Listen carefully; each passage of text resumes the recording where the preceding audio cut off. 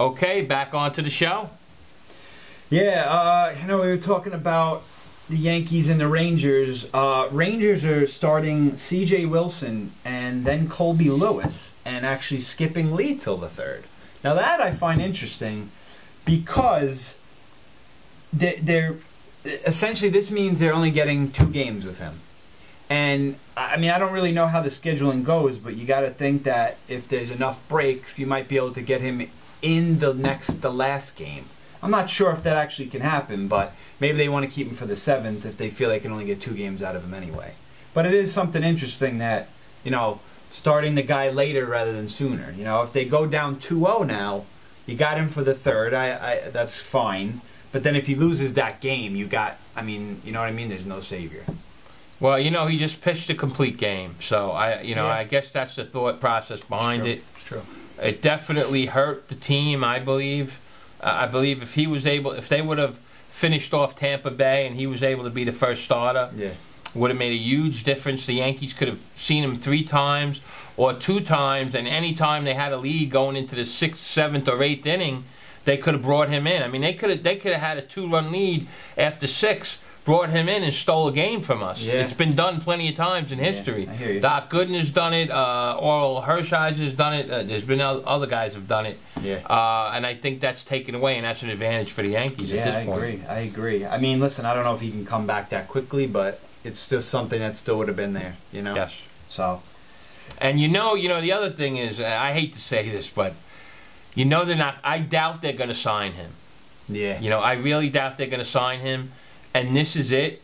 So they're going to pitch this guy, and he's a pitcher. Like, he's a warrior.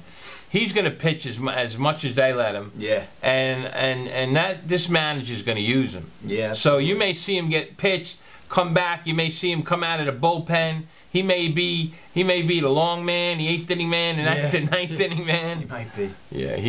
They're going to utilize him. Yeah, I agree. I agree with that. That since they're not most likely not going to get him, I don't think that's how Nolan Ryan personally operates. I don't know if he operates that way, but I'll tell you one thing that they're going to use the guy because you might as well use him while you can. So do what you got to do to win. Nolan threw till his arm fell off. That's so true. He thinks everybody should be able to do that. That's absolutely. And in the other series, to hop over there, very good first game. Tim Lincecum versus Roy Halladay. I mean, you Great got face-up. 2 Cy Young matchup. winners. What a matchup! Yeah. The young gun versus Doc Holliday. I mean, he's just the gold standard. This really. is like David and Goliath. Lincecum's this little guy, and Halladay's this big guy physically. You're right. But who do you think takes it? I have to give it to Halladay. Really? Yeah. First of all, I think that if I'm Halladay, I love the matchup because I have my Philly lineup behind me. Well, that's why I would agree with that. Lincecum, Halladay's not going to go and no-hit the Giants. He's not going to do that. It's just not going to happen. Now, I don't think they got a great lineup. You heard that here. It won't. I'll tell you right now, that's not going to happen. There's no way that he's going to go and no-hit the Giants. It's not going to happen. The Reds, back in that minor league stadium, they got no hit, as you said, the old minor league Reds. But I'll tell you right now, it's not going to happen. Lincecum is a very good pitcher, a young pitcher. He pitched a great first game. But if I was a betting man, I'd have to go with Halladay based on the lineup. That lineup is an awesome lineup. And even if Lincecum outduels him, who is Brian Wilson going to hold it?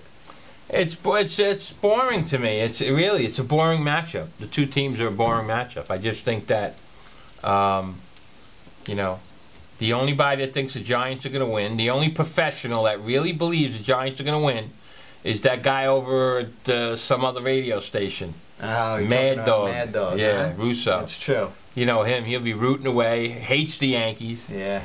I'd love to see the Yankees meet the Giants and the Yankees sweep them just to watch him. To watch him come on David Letterman. It's great. He comes on David Letterman. It's really fun to watch. That would be good to watch. Yeah. It's I wouldn't say it's a boring matchup, but it definitely is. It's one-sided. When you consider the hitting, it's one-sided. I mean, I know pitching wins games, but you got to still have some hitting, and I don't know if the Giants have the meat to the meat and the power. I just don't see the power there. You know, Buster Posey's a great young guy. I mean, he's a great player, but I just, you know, you're going up against Chase Utley and Ryan Howard and Philly's a juggernaut. I mean, I'm not belittling the Giants. It's just that when you look at this Phillies team, it's just so stacked. And you know what it is? It's not only that it's stacked. There are so many hitters there that hit in the big spot. Yeah. That you know, you don't. It kind of reminds me a little of that Boston team that, you know, when they had Big Papi and Manny in there, and it seemed like they always they always come with the big hit. This team comes up with the big hit. It's like an American League lineup. It's really a tough line. Again, no matter who they face, Texas or the Yankees, they're gonna definitely have their hands full. Yeah. And having Halladay there, that's what's going to be the exciting series. No disrespect to the Giants, I just don't think you have any shot of beating the Phillies. Ooh, okay, and no shot. All right.